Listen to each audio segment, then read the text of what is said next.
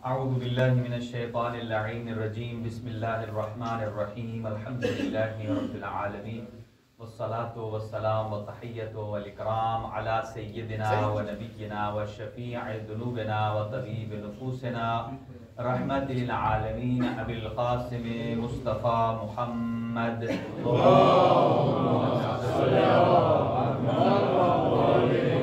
وعلى أهل بيته الطيبين الطاهرين المعصومين المنتخبين المنتجبين لا سيما على بقية الله الأعظم روحي وأرواح العالمين لتراب مقدمه الفداء أجل الله تعالى فرجه الشريف وسهل الله تعالى مخرجه الشريف ولعنة الله على أعدائهم أجمعين من يومنا هذا إلى قيام يوم الدين أما بعد فقد قال الله الحكيم في كتابه المتين بسم الله الرحمن الرحيم بقية الله خير لكم إن كنتم مؤمنين صدق الله العلي العظيم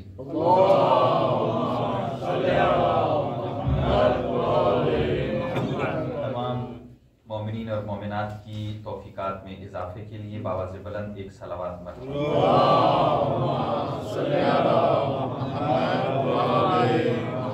جو مومنین نوجوان پیچھے بیٹھے ہیں ان سے گزارش ہے کہ وہ تھوڑا آگے آگے تشریف لے آئیں اور خاص طور سے جو پیچھے دیوار کا سہارا لے کر بیٹھے ہیں اگر ان سے گزارش ہے کہ اگر ممکن ہو ان کی صحت و سلامتی کے لیے ایک صلوات پڑھیں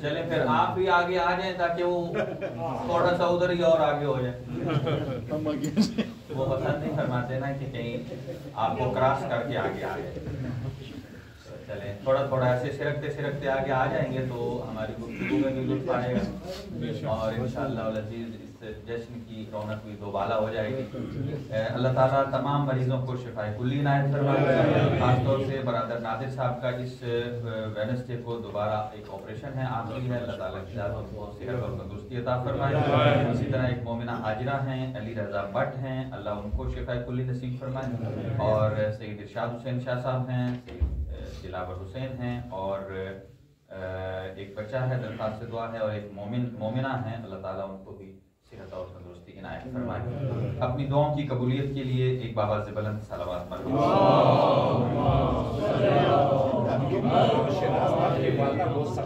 شیراز بٹ کی جو والدہ ہیں اللہ تعالیٰ ان کو شفا عطا فرمائے عابد حسین بیمار اسپتال میں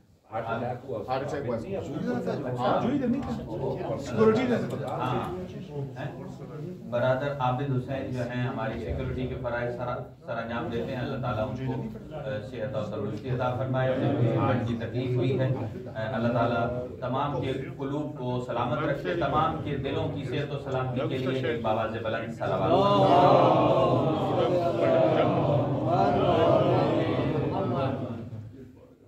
اور قرآن مجید میں ارشاد پروردگار ہے کہ بقیت اللہ خیر لکم ان کنتم مؤمنین کہ اللہ کا باقی رکھا ہوا آپ کے لیے سب سے اچھا ہے اگر آپ مومنین ہیں امام حسن عسکری علیہ الصلوۃ والسلام برادر راشد صاحب کہہ رہے تھے کہ سیریس ہو کر سنیں تو چونکہ میں سیریس کا دوسرا مطلب لینے لگا ہوں ہر چیز کے دوسرے مطلب دو مطلب ہیں مطالب ہیں تو سیریس کا ایک مطلب یہ ہے کہ ایک اچھا بھلا آدمی ہو مسکرا رہا ہو خوش ہو جب اس کو ایک ایسی چیز بیان کریں جو اس کا دماغ تسلیم نہ کر رہا ہو ایک دم سیریس ہو جاتا ہے تو محمد و آل محمد علیہ السلام کی فضیلتیں اتنی منہمک ہیں اتنی اعلیٰ ہیں اتنی عرفہ ہیں کہ جب ہم انہیں بیان کرتے ہیں تو اچھا بھلا صحابہ سے محبت رکھنے والا بندہ بھی سیریس ہو جاتا ہے کیوں اس لیے کہ اسے یہ بات سمجھ نہیں آتی ہے ہضم نہیں ہوتی ہے کیونکہ اس کے سامنے مثلا امت کی ایک شکل ہے اس کے سامنے صحابہ کرام کی ایک مثال موجود ہے لیکن ائمہ ہدی علیہ السلام کی شخصیت کہیں والا ہے. تو ایسے ہی حیران کر دینے والی ایک فضیلت آپ کی خدمت میں پیش کروں، کیونکہ میری کوشش ہے کہ نئی سے نئی چیز آپ کی خدمت میں پیش کی جائے. اور پہلے تھوڑا مقدمہ اور پھر اس نئی بات کی طرف آگے چلتے ہیں کہ کتاب کا علم، آج ہے کتاب کا علم. کتاب کا علم کس کے پاس ہے اور کس کے پاس نہیں ہے، ایک بات. اور آج ہماری ٹوٹلی گفتگو ہوگی نفس سے متعلق. یہ جو نفسانی، نفس کہتے ہیں نا انسان کا باطن، انسان کا اندر. ابھی آپ نے کہا نفس امارہ بھی کسی نے پڑھا، موسیٰ صاحب نے پڑھا غالباً، نفس امارہ. یہ نفس، یہ ہمیں سمجھ میں آ گیا تو یہی مین وجہ ہے کہ جس سے ہمیں پتہ چلتا ہے کہ انبیاء کا درجہ کہاں ہے، ائمہ کا درجہ کہاں ہے، اصحاب کا درجہ کہاں ہے، اور تابعین، تبع تابعین، اور جو غائبین، جو آپ اور ہم اس زمانے میں ہیں، ہمارا درجہ کیا ہے. یہ نفس کی وجہ سے ہی سارا کمال ہے. بہرحال امام حسن عسکری علیہ السلام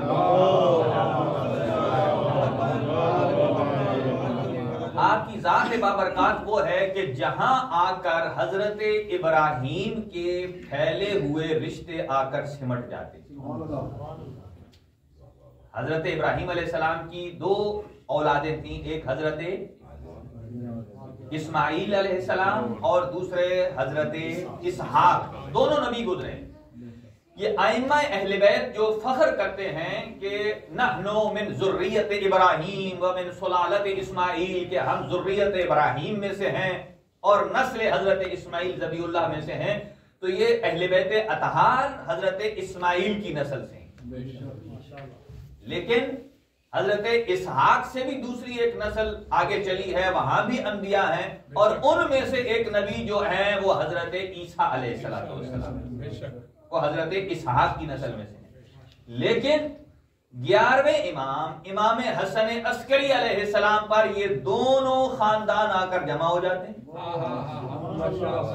اور جس کے نتیجے میں حضرت صاحب العصر والزمان روحی وارواح العالمین للغراب مقدم الفدا، امام زمان کا تعلق دونوں خاندانوں سے ہے. ان کا ددیال حضرت اسماعیل کا ہے اور ننیال حضرت عیسیٰ علیہ السلام کا ہے.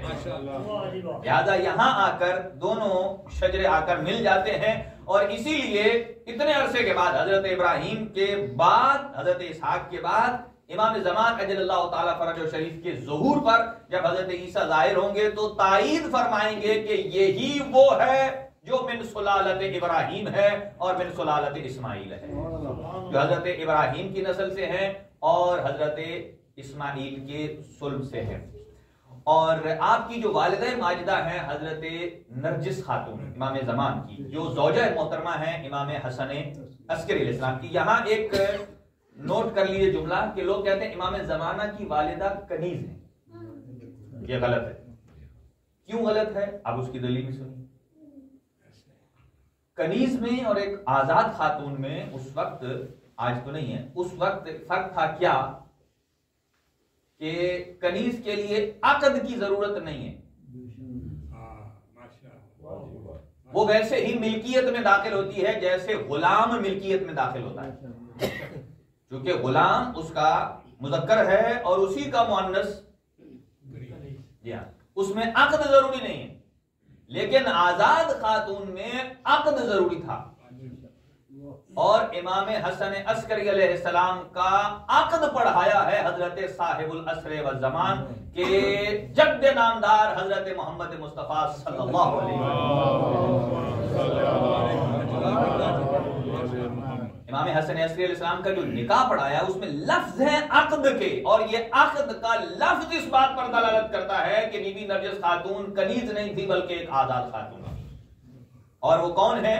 وہ حضرت عیسیٰ علیہ السلام کے حواری اور حضرت شمعون کی نواسی ہیں اور قیصر روم کی پوتی ہیں. اور یہ بھی ایک حدیث ہے لمبی، بہرحال اسے خلاصتاً پیش کر دیتا ہوں کہ وہ کس طرح 11ویں امام کے عقد میں آتی ہیں. ماشاءاللہ. امام زمان اجل اللہ تعالیٰ فرج شریف کی جو والدہ ہیں وہ یورپ کی رہنے والی اٹلی کی رہنے والی قیصر روم کی پوتی ہیں، اور امام نقی علیہ السلام اپنے ایک غلام کو 200 دینار دے کر بھیجتے ہیں اور کہتے ہیں کہ جاؤ وہاں عراق کے فلان جو ساحل سمندر ہے وہاں اس کے کنارے جا کر رکو، وہاں جا کر ایک بردہ فروش آئے گا، ایک صاحب آئے گا، اس کے پاس ہوں گے اور وہاں سے کوئی یہ سلسلہ میں تمہیں دوں گا، اور ایک لیٹر بھی لکھ کر دیتے ہیں، اور وہ بھی اٹالین زبان میں، رومی زبان میں لکھ کر دیتے ہیں کہ یہ خط آپ انہیں دے دیجئے گا، اور 200 درہم بھی دیے کہ آپ لے آئیے گا۔ یہ ایک وسیلہ تھا، چونکہ حقیقت میں حضرت نرجس جن کا نام امام نے انہیں تجویز کیا تھا کہ آپ نے نرجس کہنا ہے، نرجس عربی کا نام ہے، ان کی شادی طے ہوئی تھی اپنے کزن کے ساتھ، چچا کے بیٹے کے ساتھ، جو اس وقت کا جو بادشاہ تھا قیصر روم، اس نے طے کی تھی، لیکن جیسے ہی شادی کا اہتمام ہوتا ہے اور وہ پورا چرچ کلیسا سجایا جاتا ہے اور وہ تخت کے جس کے اوپر دولہے کو بیٹھایا جاتا ہے، جس کے پیچھے صلیب لٹکائی جاتی ہے، اور جیسے ہی اس دولہے کو اوپر بیٹھایا جاتا ہے تو ایک زلزلہ آتا ہے اور وہ تخت گر پڑتا ہے اور وہ دلہا صاحب بے ہوش ہو جاتے ہیں۔ چنانچہ قیصر روم نے پادری سے کہا نہیں یہ کام کرو ہی کرو، پادری نے کہا ابھی حالات سازگار نہیں ہے، ان کا جو علم نجوم تھا وہ بتا رہا تھا کہ حالات سازگار نہیں ہے، انہیں معلوم نہیں ہے کہ یہ حالات اس تخت کے سازگار نہیں ہے بلکہ مشیت الہی کا فیصلہ کچھ اور ہے۔ چنانچہ اس نے کہا دوبارہ کرو، پادری کا حکم انہوں نے انکار کر دیا، دوبارہ یہی اہتمام کیا اور پھر وہ تخت لرزا اور دولہا صاحب گرے اور ایسے بے ہوش ہو گئے، تو اب یہ ہوش ذرا دیر سے آیا، اور لوگوں نے دیکھا جو شادی میں شرکت کرنے والے تھے، انہوں نے کہا بھائی چلو اگر تیسری دفعہ آتا ہے تو ہو سکتا ہے یہ ہم تک بھی زلزلہ سرایت کر جائے۔ وہ نکل گئے تو بادشاہ سلامت نے کہا جو قیصر روم تھا، اس نے کہا نہیں اس کو پوسٹ پون کرو، اس کو پوسٹ پون کرتے ہیں۔ جیسے ہی لوگ ادھر ادھر ہوئے تو اسی رات بی بی نرجس خاتون نے خواب میں دیکھا ایک حجرے میں موجود حضرت عیسیٰ علیہ السلام ہیں اور حضرت شمعون ہیں، اور ادھر حضور سرور کائنات حضرت امیر المومنین کے ساتھ ان کو اپنا گواہ بنا کر، بعض روایات میں ہے کہ سارے کے سارے ائمہ معصومین 11ویں امام تک ان کو اپنے ساتھ لاتے ہیں اور آ کر حضرت عیسیٰ علیہ السلام کے جو حواری تھے ان سے رشتہ طلب کرتے ہیں۔ ان کا اصل نام تھا ملیکہ، کہا کہ میں، حضور سرور کائنات نے فرمایا میں آپ کی بیٹی ملیکہ کا رشتہ اپنے بیٹے حسن عسکری سے کرنا چاہتا ہوں۔ حضرت عیسیٰ نے شمعون کی طرف دیکھا، حضرت شمعون نے کہا بس حد رضا، ہمیں تسلیم ہے۔ حضور سرور کائنات نے وہاں عقد پڑھا، حضور نے نکاح پڑھا۔ اب یہاں سوال یہ ہے کہ اس موقع پر بھی آج اگر امام زمانہ آ جاتے ہیں، ہمارے رشتوں کی الگ کہانی ہوتی ہے، اگر امام زمانہ آ جائیں اور آ کر کسی بچے کے باپ کی طرف سے خود ہی رشتہ مانگیں، کہیں فلاں کو کہ تو اپنی بیٹی کا رشتہ ان کو دے، ہمارا کیا جواب ہوگا؟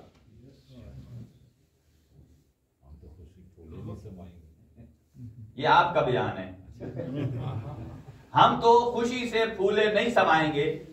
کیوں؟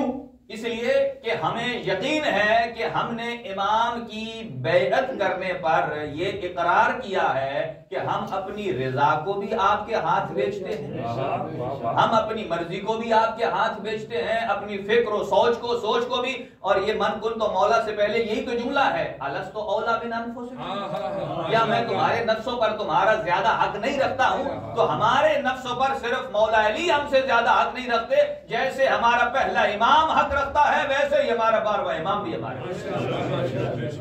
ویسے ہی 12ویں آقا حق رکھتے ہیں۔ تو وہاں حضرت رسول خدا صلی اللہ علیہ وسلم نے ڈائریکٹ کہا، اس لیے کہ رسول خدا کی بھی انبیاء سے وہی نسبت ہے کہ جو نبی خدا کی اپنی امت سے نسبت ہے، لہذا وہاں عقد پڑا، اور عقد پڑھنے کے بعد اب بی بی ذرا مطمئن ہوئی، اور اس کے بعد پھر انہوں نے کہا کہ اسی خوشی میں نے کھانا پینا چھوڑ دیا۔ میرے باپ نے سمجھا کہ یہ مریض ہیں، بڑے بڑے اطباء بلائے گئے، ڈاکٹرز بلائے گئے، اور انہوں نے کہا کہ اس کا علاج کیا لیکن علاج کارآمد ثابت نہیں ہوا۔ تو قیصر روم نے اپنی بیٹی سے پوچھا کہ مجھے اتنا بتائیے کہ آخر کیا آپ کی کوئی آرزو ہے؟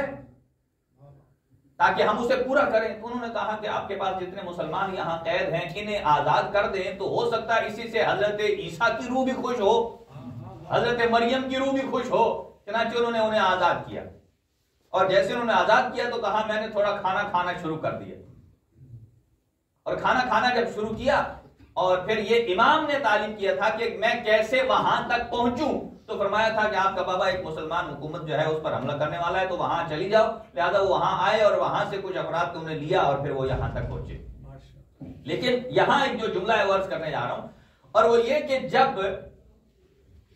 وہ اس فیصلے کے بعد اپنے گھر میں سوتی ہیں تو ادھر حضرت مریم تشریف لاتی ہیں ان کے پاس, اور ساتھ ہی جناب خاتون جنت ہیں فاطمہ الزہرا سلام اللہ علیہا, اور آپ کے ساتھ ہیں حضرت مریم تعارف کراتی ہیں ملکہ بی بی نرجس خاتون کو کہ یہ فاطمہ الزہرا سلام اللہ علیہا تمام عالمین کی عورتوں کی سردار ہیں اور آپ کے شوہر نامدار کی والدہ ماجدہ ہیں. جب یہ جملے کہے تو حضرت یعنی جو نرجس خاتون ہے بی بی, یہ بی بی فاطمہ الزہرا سلام اللہ علیہا کے ساتھ لپٹ جاتی ہیں اور لپٹ کر شکایت کرتی ہیں کس بات کی کہ جن کا میرے سے عقد پڑا تھا رسول خدا نے, آپ انہیں ساتھ کیوں نہیں لائیں. تو فرمایا ابھی انہیں دیکھنے میں اور آپ کو ان تک پہنچنے میں ایک چیز رکاوٹ ہے. کہا کیا رکاوٹ ہے؟ کہا رکاوٹ ہے کہ آپ ابھی اہل کتاب ہیں, ابھی اسلام لانا باقی ہے. وہاں پھر بی بی سیدۃ النساء العالمین نے انہیں کلمہ شہادتین پڑھایا, لا الہ الا اللہ محمد الرسول اللہ علی ولی اللہ, پورا کلمہ پڑھایا. اور اس کے بعد پھر وہ بی بی ہر رات امام حسن عسکری علیہ السلام کی زیارت کرتی. لہذا امام حسن مجتبی, امام حسن عسکری علیہ السلام کی جو زوجہ ہیں بی بی نرجس خاتون, ان کا بہت بڑا مقام ہے, روایات میں بہت اس کی طول و تفصیل ہے. لیکن جس چیز کو میں بیان کرنے والا ہوں آپ کی خدمت میں کہ جیسے کتاب کا علم امام حسن مجتبی رکھتے ہیں, کتاب کا علم تو سمجھتے ہیں نا, کتاب کیا قرآن مجید کا علم, ویسے ہی امام حسن عسکری رکھتے ہیں بلا کم و کاست. امام حسن عسکری علیہ السلام کی ایک کتاب جو معروف ہے تفسیر امام حسن عسکری, تفسیر جس سے میں حوالہ لے کر کچھ پڑھ رہا ہوں آپ کی خدمت میں. اور یہ تفسیر امام نے خود نہیں لکھی ہے, آپ کے اسٹوڈنٹس نے جنہوں نے سنا انہوں نے ان کے مطالب کو جمع کیا. اب یہاں فرق بیان کرنے لگا ہوں, پہلے کتاب کی تعلیم کا ایک ڈھانچہ, اور اس کے بعد پھر انبیاء میں, چونکہ آج بھی کئی افراد یہ سمجھتے ہیں کہ انبیاء, گروہ انبیاء اور امت میں کوئی فرق نہیں ہے, آج ہم فلسفی انداز سے آپ کی خدمت میں پیش کرنے جا رہے ہیں. چونکہ فلسفے کا تعلق انسان کی عقل سے ہے, منطق کا تعلق لاجک سے ہے, اور جس چیز کو لاجک تسلیم کرتی ہے پھر اسے مکتب بھی ریجیکٹ نہیں کرتا ہے. دیکھیں قرآن مجید کا علم, جب ہم قرآن مجید پڑھتے ہیں تو خلاصہ یہ ہے کہ ایک قرآن مجید کا ٹیکسٹ ہے جو 30 پارے ہیں, 114 سورتیں ہیں, 6666 آیات ہیں. یہ جو ٹیکسٹ ہے اللہ تعالیٰ کا اصلی مقصد کیا تھا کہ ہم تک ٹیکسٹ پہنچانا, یا اس ٹیکسٹ کے پیٹ میں, اس کے باطن میں کچھ مطالب ہیں اللہ کی ذات وہ ہم تک پہنچانا چاہیے. جو بھی کتاب لکھتا ہے, کتاب لکھنے والے کا مطلب وہ الفاظ بتانا نہیں ہوتے, وہ تو ڈکشنری میں سارے لکھے ہیں. وہ کیوں الفاظ کا وسیلہ بناتا ہے, وہ جو اس کے مائنڈ میں ہے وہ بک پڑھنے والے تک منتقل کرنا چاہتا ہے. الفاظ کو وسیلہ بنا کر وہ بک پڑھنے والے کو سمجھانا چاہتا ہے کہ میرے دماغ میں کیا چل رہا ہے. تو جب عام بندہ پڑھنے والے کو الفاظ کا سہارا لے کر سمجھانا چاہتا ہے کہ میرے مغز میں کیا بات چل رہی ہے, تو وہ ویسے الفاظ کا انتخاب کرے گا. لیکن قرآن چونکہ اللہ کا کلام ہے, اللہ ان الفاظ کے ذریعے سے کچھ باتیں ہم تک پہنچانا چاہتا ہے, اور اللہ نے یہ الفاظ اپنی ذات کے اعتبار سے چوز نہیں کیے, اللہ نے ہمارے ذہن کے اعتبار سے چوز کیے. کیوں؟ اس لیے کہ اللہ ہماری ذہنی سطح کو جانتا ہے کہ ان کا لیول کیا ہے، تاکہ ان الفاظ کے ذریعے ان کو مطالب سمجھایا جائے۔ اب ان میں سے ایک ایک لفظ کے 70 میننگ ہیں، تو لہذا اب ان الفاظ کی وضاحت کرنے والا بھی تو کوئی ایسا ہونا چاہیے۔ ماشاءاللہ، بے شک بے شک۔ اچھا، وہ الفاظ جو ایکسپلین کرنے والا صرف وہ نہ ہو جس کا علم ڈکشنری کا علم ہے، بلکہ وہ ایکسپلین کرنے والا کم از کم وہ جانتا ہو کہ جسے اللہ الفاظ کا سہارا لے کر سمجھانا چاہتا ہے، اور وہ ہے مشیت پروردگار۔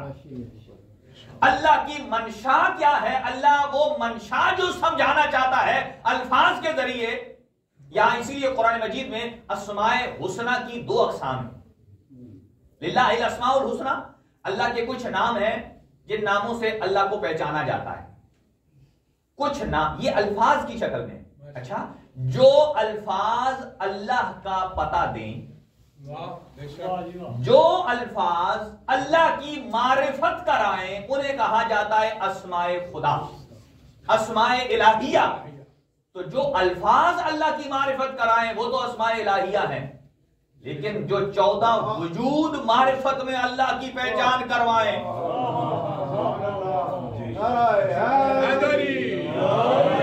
یہ بھی اسماء الہیہ ہیں، لیکن فرق کیا ہے؟ وہ اسماء الہیہ الفاظ ہیں، وہ اسماء الہیہ ہیں لفظیہ جو لفظ میں موجود ہے، اور یہ اسماء الہیہ وجودیہ ہے کہ جو ایسے وجود میں موجود ہیں کہ جن کو دیکھنے سے اللہ کی معرفت آتی ہے۔ لہذا اسماء حسنہ 2 قسم کے، کچھ الفاظ کی شکل میں ہے اور کچھ وجود کی شکل میں ہے۔ ہم جن کی بات کر رہے ہیں، جن کے جشن میں آج بیٹھے ہیں، یہ بھی اسماء حسنہ میں سے ایک اسم اعظم ہے جو وجود کی شکل میں امام حسن عسکری الاسلام کی شکل میں ہے۔ اچھا، تو یہاں مین چیز کیا ہے؟ اللہ الفاظ کے ذریعے ہمیں مشیت سمجھانا چاہتا ہے، اسی لیے اس نے انبیاء کو بھیجا، ائمہ کو بھیجا۔ کیوں بھیجا؟ تاکہ وہ ایکسپلین کریں، اور ساتھ ساتھ انہیں وہ علم دیا جو مشیت کا علم ہے۔ ایسا نہیں ہے کہ ائمہ اپنی ذاتی رائے سے بتاتے ہیں۔ ائمہ یہ نہیں کہتے، یا رسول خدا نے یہ نہیں فرمایا صلی اللہ علیہ وسلم نے کہ میں محمد یہ سمجھتا ہوں یہ ہے، فرمایا جو میں کہہ رہا ہوں یہی مشیت پروردگار ہے۔ یہاں مطلب واضح کرنا ہے۔ لہٰذا اہل بیت اطہار بھی جب ایکسپلین کرتے ہیں تو یہ نہیں بتاتے کہ میں صادق آل محمد نے یہ سمجھا، فرماتے ہیں میرا اللہ یہ کہتا ہے، اللہ یہ کہتا ہے۔ تو گویا ان الفاظ کے ذریعے اللہ جو مطلب سمجھانا چاہتا ہے وہی مین مقصد ہے۔ اب یہاں اس کے بعد 3 قسمیں، جو بک ریڈ کرتا ہے اس کی 3 قسمیں، اسی طرح جو قرآن کا ٹیکسٹ ریڈ کرتا ہے اس کی بھی 3 قسمیں۔ عام بک جو ریڈ کرتا ہے آدمی، اس میں یا اسے ساری کتاب سمجھ آ جاتی ہے، جواب آپ نے دینا، ساری کتاب سمجھ آ جاتی ہے۔ جسے ساری کتاب کا ٹیکسٹ سمجھ آ جائے اسے کہتے ہیں یہ ساری کتاب اس کے لیے محکم ہے۔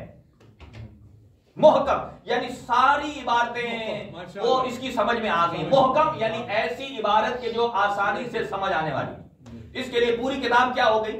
محکم۔ اور کوئی بندہ پوری کتاب پڑھ لیتا ہے اول سے لے کر، کوئی سمجھ نہیں آتی، کوئی پلے نہیں پڑتی۔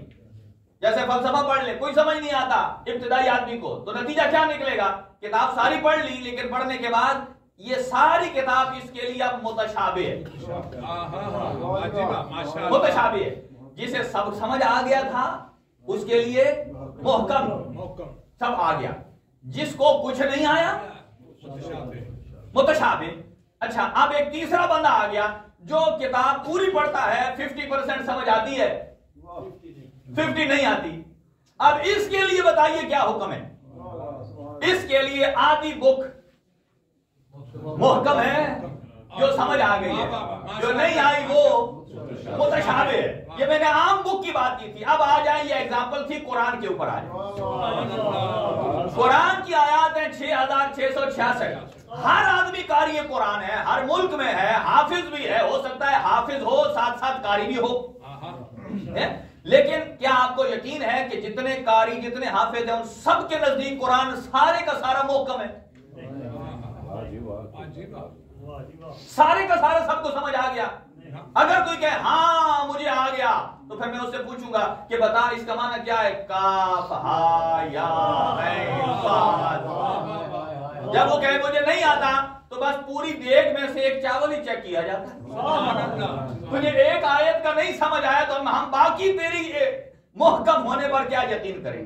لہذا قاری قرآن اگر سارے کا سارا قرآن آ گیا تو محکم، اور بعض ایسے ہیں جو سارے کا سارا پڑھ لیا قاری صاحب لیکن سمجھ ایک حرف نہیں ہے۔ ان کے لیے قرآن کیا ہے؟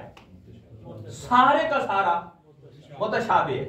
اچھا بعض آدھا آ گیا آدھا نہیں آیا، ان کے لیے آدھا محکم آدھا متشابہ۔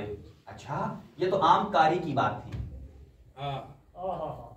قرآن میں بھی یہ آیت آ گئی ہے کہ قرآن میں سے بعض آیتیں محکم ہیں بعض متشابہ ہیں۔ یہاں لفظ آیا ہے، لفظ پھر وہی بات عرض کر رہا ہوں، بات لفظوں پر ہے۔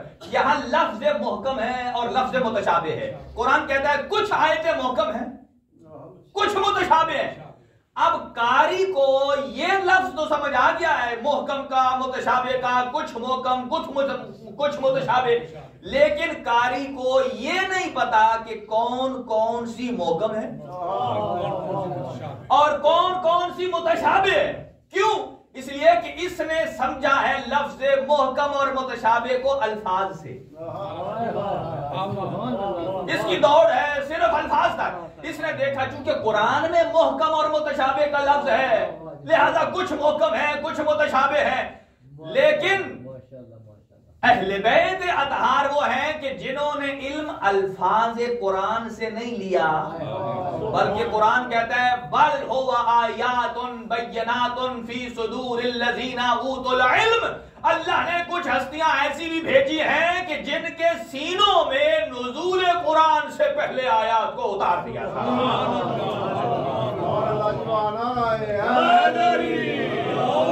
جن کے سینوں میں اللہ نے پہلے سے علم عطا کر دیا ہے، وہ علم کیسا علم ہے؟ تو لہذا اہل بیت اطہار کو یہ بھی معلوم ہے کہ کون کون سی محکم ہے۔ ان سے پوچھو جنہیں محکم اور متشابہ کا لفظ قرآن سے سیکھا ہے، ان سے پوچھو کہ اہل بیت اطہار اگر نہ ہوتے تو آپ کو پتہ کیسے چلتا کہ محکم کون سی ہیں متشابہ کون سی ہیں؟ اب یہاں قرآن کی بہت ساری، اب اسی طرح ناسخ اور منسوخ دو آیتیں، کچھ ایسی ہیں منسوخ ہیں کچھ ہیں ناسخ ہیں۔ یہاں پر بھی مکتب اہل بیت کا اگر واضح کلیئر عقیدہ نہ ہو جو کہ اسلام کی ترجمانی کرتا ہے تو دنیا میں اسلام کا مذاق اڑے گا۔ کیوں؟ ایک مثال دیتا ہوں پھر آگے بڑھتے ہیں، گفتگو علمی ہے نا۔ مثلا ناسخ اور منسوخ، ناسخ بعد میں آیت آتی ہے جو پہلے حکم کو توڑ دیتی۔ مثلا دو آیتیں ہیں، ایک آیت آئی ہے، میں مثال دیتا ہوں، ایک آیت آئی ہے مثلا پہلے پارے میں جس میں حکم دیا گیا ہے، مثال دے رہا ہوں، مثال، یہ قرآن کی آیت نہیں، مثال دے رہا ہوں۔ اللہ فرماتا ہے کہ آپ کے پاس جو فالتو پیسے ہوں جو آئے اس کو دے، جو آپ کے پاس فالتو پیسے ہیں جو آئے اسے دے۔ پہلے پارے میں یہ کہتا ہے، آخری پارے میں اس نے کہہ دیا کہ اب جو آئے اس میں ایمان کی شرط لگا دی، جو فالتو تمہارے پاس پیسے ہیں اسے دو جو تمہارے پاس آئے اور صاحب ایمان ہو۔ اب ان دونوں آیات کو جوڑ کر نتیجہ کیا نکلے گا؟ پہلی آیت میں حکم عمومی ہے، جتنا فالتو پیسہ ہے جو آئے دو۔ جو کا مطلب کیا ہے؟ گورا کالا چھوٹا بڑا، صاحب ایمان غیر صاحب ایمان، اہل کتاب، جو سب کچھ۔ لیکن دوسری آیت نے اس کے حکم کو تنگ کر دیا، ختم کر دیا۔ مثلا اس نے کہا جو پیسہ ہو فالتو وہ اسے دو لیکن صاحب ایمان کو دو۔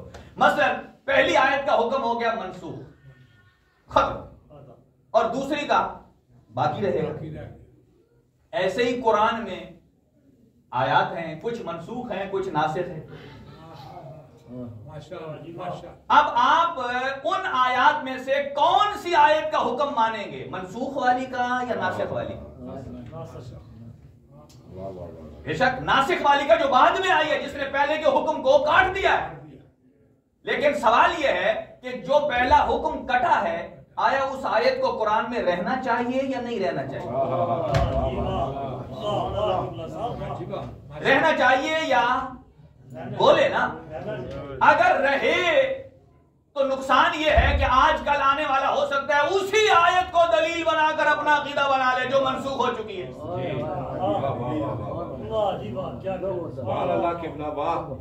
عقیدہ بنا لے، اور اگر نہ رہے تو قرآن کی ایک آیت آپ نے نکال دی،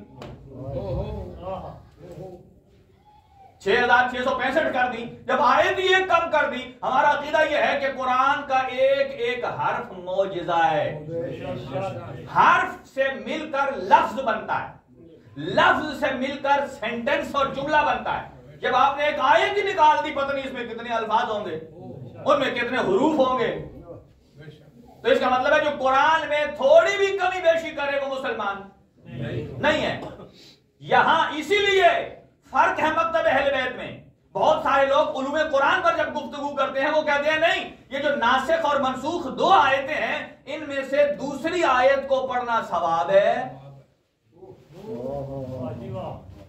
اور پہلی آیت کو پڑھنا ثواب اس لیے نہیں ہے چونکہ اس کا حکم۔ یہ مکتب تشیع کا عقیدہ نہیں ہے، یہ اوروں کا ہے۔ مکتب تشیع کیا کہتا ہے؟ مکتب تشیع یہ کہتا ہے کہ منسوخ آیت بھی رہے، ناسخ بھی رہے۔ کیوں؟ تاکہ جو اللہ اپنی مشیت سمجھانا چاہتا ہے وہ سمجھا سکے۔ وہ مشیت الہی کیا ہے؟ آپ کیا سمجھتے ہیں کہ اللہ تعالیٰ کوئی پہلے بھول گیا تھا اس آیت کو دے کر؟ نہیں، اللہ نہیں بھولتا، اللہ ہمیں سمجھانے کے لیے بھیجتا ہے۔ اس نے ایک آیت کو اتنے دن رکھا پھر اسے منسوخ کر دیا، اس کا مطلب یہ ہے مشیت الہی میں یہ تھا یہ حکم پہلے اتنے دن رہے گا، پھر اسے اس حکم میں تبدیل کر دیں گے۔ اس میں اللہ کی بدا لازم نہیں آتی ہے، اللہ کے فیصلے میں تبدیلی لازم نہیں آتی ہے، یہ مشیت پروردگار ہے۔ مکتب اہل بیت نے فرمایا ہم نے جو کہا، اہل بیت کہتے ہیں ہم وہ ہیں جو قرآن کا علم رکھتے ہیں کہ قرآن کی کون سی آیت مکی ہے، کون سی مدنی ہے، کون سی عام ہے، کون سی خاص ہے۔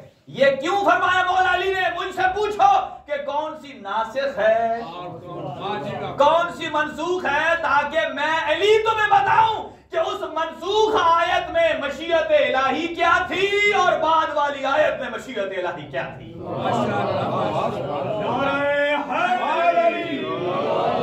یہ مشیت الہی کو سمجھانا مقصود ہے۔ دیکھیں ناسخ اور منسوخ کتنا فرق آ گیا۔ اب آ جائیے اگلی طرف کہ قرآن مجید میں جو محکم اور متشابہ کا لفظ انہوں نے پڑھا ہے، انہوں نے لفظ کو دیکھا ہے۔ حقیقت میں ان کو تو اگر کسی نے بتایا تو وہ اہل بیت اطہار نے بتایا، رسول خدا صلی اللہ علیہ وسلم نے بتایا کہ کون سی محکم ہے، کون سی متشابہ ہے۔ یہ بھی بہت بڑا موضوع ہے، کسی دن ہم یہ عرض کریں گے کہ متشابہ آیات کون کون سی ہیں کہ جن متشابہات کو لے کر کے غلط عقیدہ بنایا گیا ہے، اور قرآن مجید فرماتا ہے کہ جن کے دلوں میں کجی ہے وہ متشابہ لیتے ہیں، محکم نہیں لیتے۔ ہم صرف یہ آیت پڑھ دیتے ہیں جس کے دل میں کجی ہے وہ متشابہ کو لیتا ہے۔ اب ہم یہ تو نہیں دیکھ سکتے کہ کس کا دل ٹیڑھا ہے، لیکن کم از کم ہم یہ دیکھ سکتے ہیں کہ وہ جو متشابہ آیت تھی اس سے کون غلط عقیدے پر دلیل بنا رہا ہے، لہذا اس سے ہم یہ سمجھتے ہیں وہی بندہ ہے جس کا دل ٹیڑھا ہے۔ دیکھیں دل تو دل کے راز خدا جانتا ہے، ہم نہیں پتا کہ کس کے دل میں کجی ہے۔ البتہ جب وہ بیان کرے ہم اس سے پوچھیں کہ فلاں عقیدہ کیسے بنایا، وہ کہ فلاں آیت سے، ہم کہیں گے مولا علی نے تو وہ آیت متشابہ بتائی ہے۔ تو جب متشابہ آیت پر اگر آپ نے عمل کیا ہے تو اس کا مطلب یہ ہے پھر ہم اور تو کچھ نہیں کہتے، قرآن اتنا کہتا ہے جو متشابہ کو لیتا ہے اس کا دل ٹیڑھا ہوتا ہے۔ اب آ جائیے عقیدے کی بات عرض کرنے جا رہا ہوں، اسی نفس پر، گفتگو لمبی تو نہیں ہے نا، انٹرسٹنگ ہے کیونکہ کوشش ہے کہ کوئی نہ کوئی ایک ایسی چیز پیش ہو آپ کی خدمت میں، یہی ہمارا مقصد ہے۔ چونکہ صرف میں امام حسن عسکری علیہ السلام کو وہ بتا دوں کہ ایک وہ آیا قحط پڑ گیا ہاں جی، ایک مرتبہ جب قحط پڑ گیا تو بادشاہ وقت متوکل نے کسی کو کہا بھائی اب تو بارش نہیں ہو رہی، کسی کو بلاؤ. مسلمان پیروں کو بلایا، سب نے دعا کی، بارش نہیں آئی. لیکن ایک عیسائی نے کہا میں بارش کی دعا کرتا ہوں. اس نے دعا کی تو بارش آنا شروع ہو گئی. اب یہاں مسلمانوں کی تو بے عزتی ہو رہی تھی، عیسائی نے دعا کر. بہرحال اس نے سارے درباریوں کو بلایا، متوکل نے. اس نے کہا بھائی دیکھو تمہارا علم اتنا ہے، بارش نہیں لا سکتے. وہ آیا، اس نے کہا یا تو اسلام کی بدنامی ہے، دین کی بدنامی ہے. تو یہ بات یاد رکھ لیجئے، جب بھی دین پر وقت آیا، جب بھی اسلام پر وقت آیا تو اہل بیت اطہار نے دین اسلام کو بچایا. اور کن تعلیمات سے بچایا؟ ان الہی تعلیمات سے جو مشیت الہی کے ذریعے آپ کو منتقل ہوئی. اچھا، تو اس نے کہا مولا آئے اور کہا کوئی مسئلہ نہیں، دیکھتے ہیں. وہ دعا کر رہا تھا نا، ایک کو بھیجا جاؤ جلدی سے جاؤ، اس کے ہاتھ میں جو چیز ہے نا فٹافٹ کھینچ کے لے آؤ.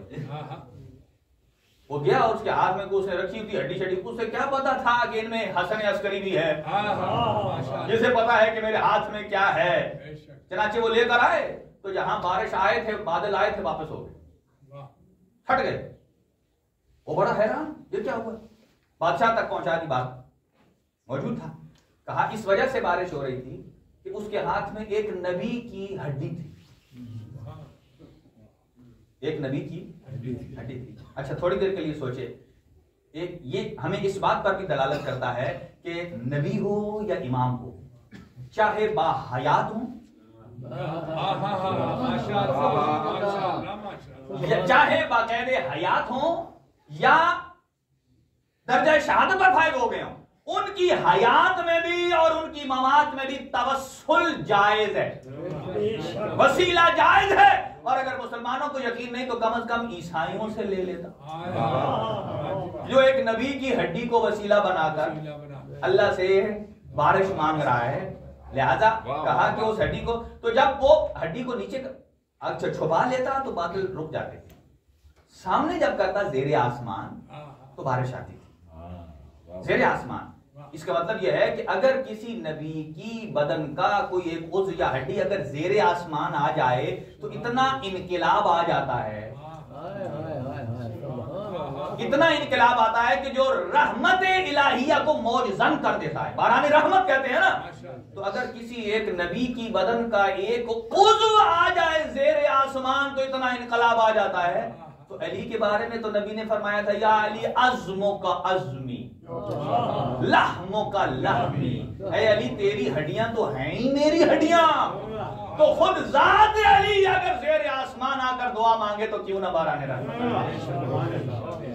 جب وہ تتر بتر ہوئے تو کہا کہ بارش رک گئی اور پتہ چل گیا کہ کس وجہ سے نہیں ہو رہی تھی. لوگ جانے لگے تو امام نے فرمایا رکو، اب میں تمہیں بارش برسوا کر دیتا ہوں. اب امام نے دعا فرمائی، دیکھا ہاتھوں میں کچھ نہیں تھا، دعا کر کے اب دیکھا بادل آگے کالے کالے ایک دفعہ برسنے لگے تو لوگ پیچھے سے بھاگنے لگے کہ ہم گھروں میں جائیں، یہ تو بتاتے ہیں کہ اتنی بارش آئے گی کہ سیلاب آ جائے گا. جیسے ہی جانے لگے حضرت نے دست دعا روکے اور روک کر کہا اے جانے والو ابھی نہ جاؤ، اس لیے کہ یہ جو بادل آ رہا ہے یہ تمہارے لیے نہیں ہے، کسی اور کے لیے. یعنی یہ ہستیاں ہیں، اگر میں صرف یہ بتاؤں تو یہ تو معجزات ہیں، کرامات ہیں. اب آ جائیے اس کی طرف کہ کیا فرق ہے ان میں اور اہل بیت اطہار، عام لوگوں میں اور اہل بیت اطہار میں. فرق یہ ہے یہاں جو لوگوں نے غلط فہمی کی ہے وہ کیا ہے، وہ سمجھتے ہیں کہ جیسے ہمارے بدن میں تبدیلی آتی ہے ایسی انبیاء اور ائمہ میں آتی ہے، لہذا وہ ہم جیسے. مثلا ہمیں بھی موت اور حیات ہے، انبیاء کو بھی موت و حیات ہے. ہمیں بھی صحت اور مرض ہے، ہم بھی بیمار ہوتے ہیں پھر صحیح ہوتے ہیں، ایسے انبیاء بھی بیمار ہوتے ہیں پھر صحیح ہو جاتے ہیں. ایسے ہی انبیاء میں بھی ضعف ہے، طاقت ہے، کبھی طاقتور اور کبھی ضعف کمزوری. اگر کوئی بندہ نہ سمجھے تو حدیث کے ساتھ سمجھ لیں کہ رسول خدا پر ضعف طاری ہو گیا. یہ الگ بات ہے کہ رسالت کا ضعف اور ہوتا ہے، مخلوق کا اور ہمارا ضعف اور ہوتا ہے. ہم یہاں بھی نہیں سمجھتے، الفاظ ایک جیسے ہوتے ہیں. میں بتانا چاہتا ہوں کہ مثلا انبیاء کی بھی عمر بڑھتی ہے، ہماری بھی عمر بڑھتی ہے. لہذا لوگ سمجھتے ہیں جیسے انبیاء کھاتے ہیں ہم بھی کھاتے ہیں لہذا ہم اور وہ ایک جیسے نہیں. اب یہاں فرق سمجھیے کہ اگر انبیاء میں اور عام امت میں فرق ہوتا، میں نے ایک دلیل جو لی ہے اسی کو عرض کرنے جا رہا ہوں آپ کی خدمت میں، اور اس پر مثال تھی کہ امام حسن مجتبی علیہ الصلوۃ والسلام کی، کہ اگر ایسا نہیں ہے کہ انبیاء کے باڈی کی صفات ہماری باڈی کی صفات سے ملتی ہے تو اس کا مطلب یہ نہیں ہے کہ وہ ہم جیسے اور ہم ان جیسے. فرق کدھر ہے؟ اس طرح تو ہماری بہت ساری صفات حیوانوں کے ساتھ ملتی. مثلا ہماری صفات گھوڑے کے ساتھ، گھوڑا اچھا جانور ہے نا، اس کی مثال دیتا ہوں. مثلا گھوڑا ہے، کبھی وہ تیز بھاگتا ہے کبھی آہستہ، اسی طرح انسان بھی. اور اسی طرح گھوڑا جو ہے وہ بھی کبھی ضعیف ہوتا ہے کبھی کمزور کبھی طاقتور، اسی طرح وہ بھی کبھی صحیح ہوتا ہے کبھی بیمار ہوتا ہے. اسی طرح اگر یہ صفات اس میں ہے، اس کو بھی موت آتی ہے، حیات ہے، پھر ہم کیا سمجھیں کہ ہم گدھے جیسے، گدھا ہم جیسے. ایگزامپل دے رہا ہوں، لوگ ادھر نہیں آتے، جاتے ہیں سیدھا رسالت پر کہ وہ ہم جیسے، ہم علی جیسے، علی ہم جیسے. فرق کدھر ہے؟ دیکھیں موجودات چار قسم کی، کوشش کروں گا جلدی عرض کروں. جمادات، نباتات، حیوان، انسان. پھر عرض کرتا ہوں. جمادات یعنی ایسی وہ چیزیں کہ جو خود منتقل نہیں، حرکت نہیں کر سکتی، پتھر، مٹی، ایسی چیزیں، یہ جمادات ہیں. یہ ان سے اوپر سپیریئر کیا؟ نباتات. نباتات میں کیا آتا ہے؟ پودے، درخت، سب. نباتات سے اوپر کیا ہے؟ حیوان. حیوان جانور، ان سے اوپر انسان. اور انسان، انسان سے اوپر آپ کیا کہتے ہیں؟ ملائکہ.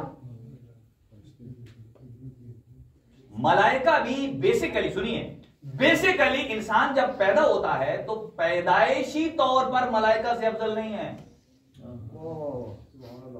کہ جیسے ہی پیدا ہوتا آپ سمجھیں ملائکہ سے افضل ہے، نہیں. ملائکہ سے افضل کیوں ہے؟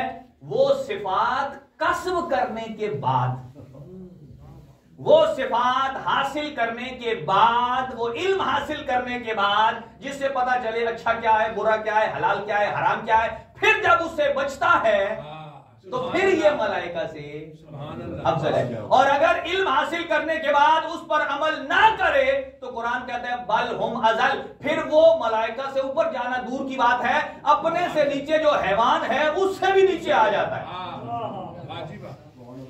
اس سے بھی نیچے آ جاتا ہے. بل ہم ازل اولئک هم الغافلون. اب فرق کیا ہے؟ فرق دیکھیں، یہ جو حیوان ہیں، نباتات ہیں، وہ یہ فلسفے کی ٹرم ہے، کوشش سنیے، یہ اسی طرح بیان ہو سکتی ہے کہ جو نباتات ہیں، درخت، یہ جمادات سے کس وجہ سے جدا ہوتے ہیں، الگ ہوتے ہیں، کہ پتہ چلے کہ یہ حیوان ہے، یہ نباتات ہیں اور یہ جمادات ہیں.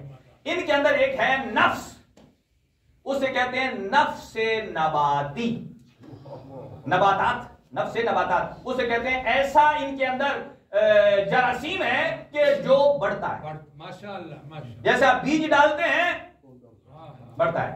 یہ بات پتھر میں نہیں ہے.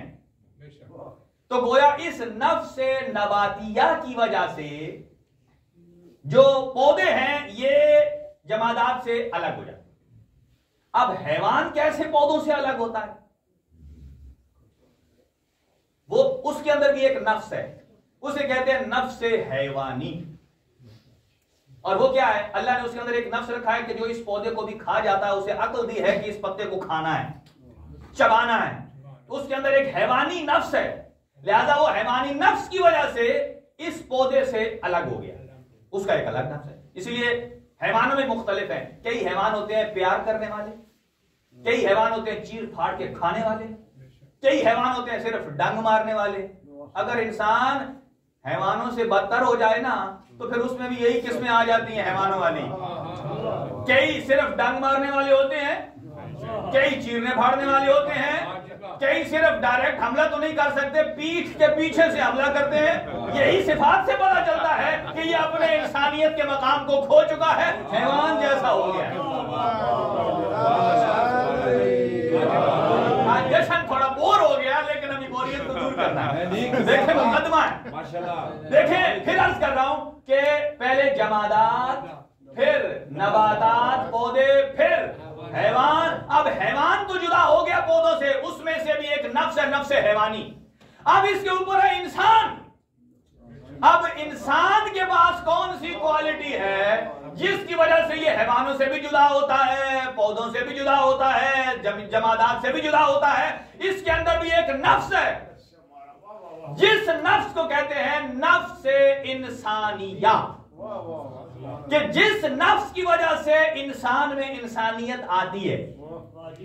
اسی کے بارے میں رسول نے فرمایا المسلم من سلم المسلمون من لسانہ و یدہ، کہ مسلمان کہلانے کا لائق ہی وہ ہے کہ جس کے ہاتھ پیر سے دوسرے محفوظ رہیں. سمجھو کہ یہی انسان ہے، اور انسان نکلا ہے انس سے، محبت سے. اس میں نفرت نہیں. نفرت آتی ہے ہمارے ایٹیٹیوڈ سے، نفرت آتی ہے ہماری مصیبتوں سے جو ہمارے اندر پلتی ہیں. ان کی وجہ سے جب ہمارے اندر چڑچڑا پن آتا ہے، ہمیں اچھی بھلی چیز بھی بری نظر آتی ہے. لہذا انسان کے اندر ایک نفس ہے، نفس انسانی. اب یہاں سمجھنے کی بات ہے، بات انسان کی سمجھانی، چونکہ حیوانوں کی تو نہیں. اب عام لوگ یہ سمجھتے ہیں کہ نبی، اہل بیت وہ بھی انسان ہے، ہم بھی انسان ہیں. پھر فرق کیا ہے ان میں اور ہم میں؟ تو سب میں تھا نفس انسانیہ. اس سے اوپر ایک سپیریئر ایک نفس ہے جسے کہتے ہیں نفس ناطقہ. ناطقہ جیسے آپ نے سنا ہے نا، قرآن صامت اور قرآن ناطق. قرآن صامت اور قرآن ناطق. قرآن صامت وہ قرآن جو چپ ہو، قرآن ناطق جو قرآن بولتا ہو. اب سارے کے سارے انسان گونگے ہیں. گونگے کا مطلب کیا؟ زبان نہیں ہے؟ نہیں، مراد یہ کہ ان کے پاس وہ علم نہیں ہے جو بولے. جس کے پاس نفس ناطقہ ہے، اللہ نے اسے وہ ملکہ عطا کیا ہے. جیسے قرآن صامت ہے ویسے ہی ایک ناطق بھی ہے جو قرآن کی شکل میں ہے. اسی قرآن صامت کو بیان کرتے ہیں. اچھا، اب یہاں ایک اور ایگزامپل نوجوانوں کے لیے بات تھوڑی سی گاڑی ہو گئی ہے. مثلا ایک لفظ ہے، بہت سارے لوگوں میں بولا جاتا ہے بہت ساری چیز. مثلا لفظ ہے سفید، وائٹ. اب یہ وائٹ ہے، جیسے ہم انسان کو کہتے ہیں بھائی انبیاء بھی انسان، اہل بیت بھی انسان، ہم بھی انسان، سارے برابر. یہ غلط فہمی ہے. جیسا کہ سفید، ایک لفظ ہے سفید ہے. اب سفید چھت بھی سفید ہے، ٹیوب لائٹ بھی سفید ہے، شاہ صاحب کے کپڑے بھی، سویٹر بھی، اور برف سفید، اور بہت ساری چیزیں ہیں جو یہ لکھائی. تو کیا ساری سفیدیاں برابر ہیں؟ ساری سفیدیاں برابر ہیں؟ نہیں. اسی طرح اور بہت ساری اقسام ہو سکتی ہیں. یہاں جب کہتے ہیں سارے انسان، اچھا اگر ساری حیوان کی مثال لے لیں، فرض گھوڑے کی مثال لے لیں. اگر سارے گھوڑے، سب کو گھوڑا کہا جاتا ہے، سارے ایک جیسے ہیں، تو پھر قیمتیں فرق کیوں؟ اچھا اس کو بھی چھوڑ دیں، آپ سمجھ نہیں آئے گی. اگر قربانی کے بکرے سارے ایک جیسے ہوں تو قیمتیں فرق کیوں ہیں؟ کیوں فرق ہے؟ آپ یقیناً جواب دیں گے ارے بھائی میں منڈی میں آیا ہوں، یہاں قیمت ٹھیک ہے، بکرے سارے بکرے ہیں، قیمت مختلف ہے. وجہ اس وجہ سے نہیں ہے کہ چونکہ وہ بکرے ہیں، بکرے ہونے کے اعتبار سے سارے برابر ہیں. تو فرق کدھر ہے؟ پوچھنے والا کہے گا بھائی اس کی شان میں فرق ہے، اس کی کوالٹی میں فرق ہے، اس میں یہ صفات ہے اور اس میں یہ نہیں ہے. جب ہم لفظ انسان بولتے ہیں کہ انبیاء بھی انسان ہیں، اہل بیت بھی انسان ہیں، ہم بھی انسان ہیں، اس کا مطلب یہ کہنا صرف یہ نہیں ہے کہ جو باڈی ہے وہ ایک جیسی ہے، بلکہ جہاں باڈی ایک جیسی ہے وہاں چیزیں آپ کی نظر میں ایک جیسی نظر آ رہی ہیں، لیکن حقیقت میں فرق ہے. ان میں فرق آتا ہے کمال کی وجہ سے، کہ جس میں اس نفس میں بھی کمال ہے. جب قرآن مجید فرماتا ہے یا ایتھا النفس المطمئنہ، اے نفس مطمئنہ آ جا، یہ نہیں کہا اے وہ نفس، اے نفس جو نفس یقین کی منزل پر ہے، اے وہ نفس کے جو واجبات پر عمل کرتا ہے، نہیں کہا مطمئنہ، یہ اس کی قسم ہے، آ جا. تو یہ کس کو کہا؟ آپ اور ہمیں تو خطاب نہیں. ہم جب اس آیت پر بھی پہنچتے ہیں تو ہمارے ذہن میں جاتا ہے کہ اس سے مراد امام حسین ہے. کبھی بھی اتنا نہیں آیا کہ میں خود ہوں، میرا بھی نفس ہے. لہذا انواع جو تقسیم ہوتی ہیں وہ باڈی کی وجہ سے نہیں. کس وجہ سے؟ نفس کی وجہ سے. جس کا نفس جتنا با کمال ہے اس کی قیمت اتنی ہی بلند ہے. اب یہاں مشکل جگہ آ گیا ہوں، اب مثال کے بغیر کوئی گزارا نہیں. اب مثال دیتا ہوں کہ کیسے انبیاء میں اور ہمارے اندر ہماری ظاہری باڈی بھی ایک جیسی نہیں ہے، اسی میں کمال میں فرق ہے. مثلا قرآن کی آیت کہتی ہے سورہ مبارکہ توبہ 104، قُلِ اعْمَلُوا فَسَيَرَى اللَّهُ عَمَلَكُمْ وَرَسُولُهُ وَالْمُؤْمِنُونَ، کہ آپ عمل کریں، آپ کے عمل کو اللہ بھی دیکھ رہا ہے، ان قریب تمہارا رسول بھی دیکھے گا اور مومنون بھی دیکھیں. اللہ کا تو پتا ہے، ہم اس کی بارگاہ میں حاضر ہیں. چلیں مومنون سے مراد 12 امام ہیں. چل آپ کہیں کہ ان کا نام صراحت سے نہیں ہے، کوئی کہہ سکتا ہے، لیکن ہم تو کہتے ہیں مومنون سے مراد ائمہ ہیں. چلو رسول خدا کا تو نام واضح ہے نا کہ فَسَيَرَى اللَّهُ عَمَلَكُمْ وَرَسُولُهُ، کہ اللہ بھی دیکھ رہا ہے اور اس کا رسول بھی دیکھ. تو آئیے بتائیے ہمارا عقیدہ ہے یا نہیں کہ جیسے رسول اپنی حیات میں رحمت للعالمین تھے، آج ہیں یا نہیں؟ آج بھی ہیں. جیسے حضور اپنی حیات میں صاحب اعجاز تھے، آج بھی اعجاز تھے. آپ یہ کہہ سکتے ہیں اس آیت کا تعلق رسول کی حیات کے ساتھ ہے کہ حضور زندہ تھے تو دیکھتے تھے، آج نہیں ہے؟ نہیں. اس کا مطلب یہ ہے کہ حضور کی آنکھ اور ہماری آنکھ میں فرق ہے. ہم جب تک زندہ ہیں ہماری آنکھ دیکھ رہی ہے، لیکن رسول خدا ظاہراً باقید حیات ہوں تب بھی موجود ہیں، اور اگر ظاہراً باقید حیات نہ ہو تو بھی قرآن کی آیت اپنے مقام پر مسلم ہے. اب یہاں 3 مثالیں اور جلدی سے تمام. مثلا ہم میں اور اہل بیت میں فرق کیا ہے؟ قرآن سے 3 مثالیں عرض کرتا ہوں اور پھر اسی پر تمام کرتے ہیں. اس کے بعد کوئی یہ نہیں کہے گا کہ ہم اہل بیت جیسے. اب مثلا آپ کے اور ہمارے اندر بھی قوت سماعت ہے، آپ سارے سنتے ہیں نا، اور ہم سب کے اندر سونگنے کی قوت ہے، سونگتے ہیں، اور ہم سب کے اندر دیکھنے کی طاقت بھی ہے. آپ دیکھیں کہ اگر آپ کہتے ہیں کہ نبی باڈی میں ہم جیسے،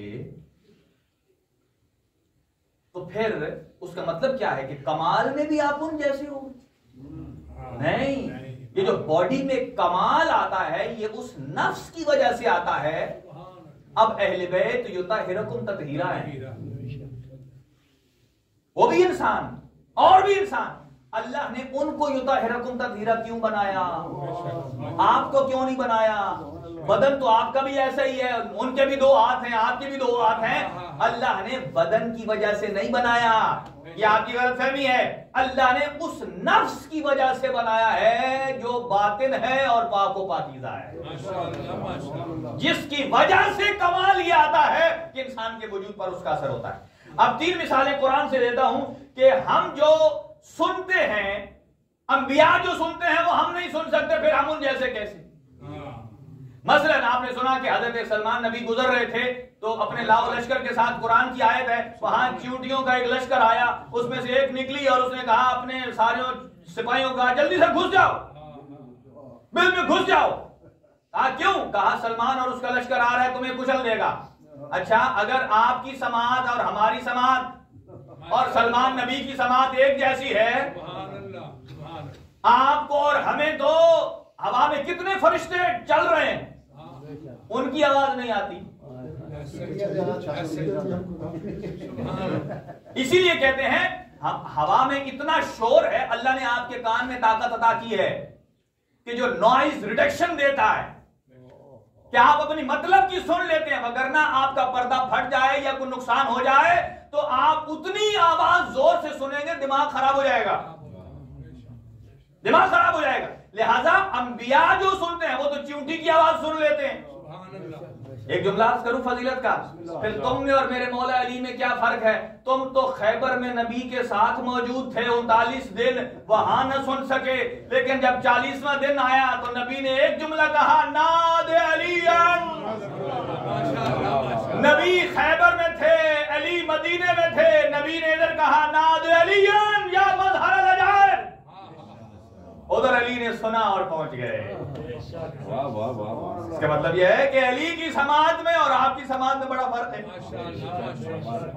دوسرا جملہ اور وہ یہ کہ آپ کی قوت شامہ سونگنے والی اور ہماری بڑی فرق کرتی ہے، انبیاء کے ساتھ نہیں ملتی۔ انبیاء حضرت یعقوب، حضرت یوسف کے بابا، کہ جب ان کے بیٹے کی قمیض لائی جا رہی تھی تو 40 کلومیٹر دور سے 40 میل سے سونگ کے بتا دیا، انی لأریح، میں سونگ رہا ہوں اپنے بیٹے یوسف کی خوشبو۔ اس کا مطلب یہ ہے کہ آپ تو یعقوب نبی جیسے بھی نہیں ہیں، آپ کو تو 2 کلومیٹر پر بھی خوشبو نہیں آتی ہے۔ لیکن حدیث کے ساتھ سنو کہ وہاں امام حسن اور امام حسین کیا کہتے ہیں، انی اشم رائحۃ جدی و ابی، ہم سونگتے ہیں، اے میری ماما بتائیے، میں خوشبو سونگ رہا ہوں، میرے نانا کی خوشبو کیا ہے، میرے بابا کی خوشبو کیا ہے۔ اس کا مطلب یہ ہے کہ یہ جو خوشبو، یہ نبوت اور رسالت ہے، یہ صرف وہی مشام سن سکتے ہیں جو یطہرکم تطہیرا کے مستحق۔ نعرہ حیدری۔ بس اب آخری آ جائیے اور تمام، اور وہ یہ کیا، آپ کی اور ہماری نظریں ویسی نہیں ہیں جیسے انبیاء کی نظریں ہیں۔ اللہ تعالیٰ حضرت ابراہیم کے بارے میں قرآن میں فرماتا ہے وَكَذَلِكَ نُرِيَ، ہم نے حضرت ابراہیم کو ملکوت السماوات والارض، حضرت ابراہیم زمین پر بیٹھے تھے، ان کی آنکھوں میں اتنی طاقت عطا کی ہے کہ انہوں نے ملکوت کی سیر کرا دی، انہیں دکھا دیا کہ ماورائے عرش کیا ہے، کرسی کیا ہے، لو کیا ہے، تمام کی تمام چیزیں ملکوت کی دکھا دی۔ اس کا مطلب یہ ہے کہ آپ کی بصارت بھی ہے، حضرت ابراہیم کی بھی ہے، انہیں تو اللہ دکھا رہا ہے ملکوت السماوات والارض، اور آپ کو تو یہاں بھی کچھ نظر نہیں آتا۔ آپ نبی جیسے نہیں، حضرت ابراہیم جیسے نہیں، تو جو سارے انبیاء کا وارث علی ہے اس جیسے کیسے ہو سکتے ہیں؟ توجہ، کسی نے پوچھا یا علی جب آپ تلوار چلاتے ہیں تو یہ کبھی باطل پر بھی اٹھتی ہے؟ فرمایا نہیں، میری تلوار جب چلتی ہے نا تو یہ تلوار بھی دیکھ لیتی ہے کہ کس کی نسل میں مومن آنے والا ہے، کس کی نسل میں منافق آنے والا ہے۔ اگر اس کی نسل میں ایک بھی مومن ہو تو علی کی تلوار اسے چھوڑ دیتی ہے۔ تو علی تک کو جا، تو علی کی ذوالفقار جیسا نہیں۔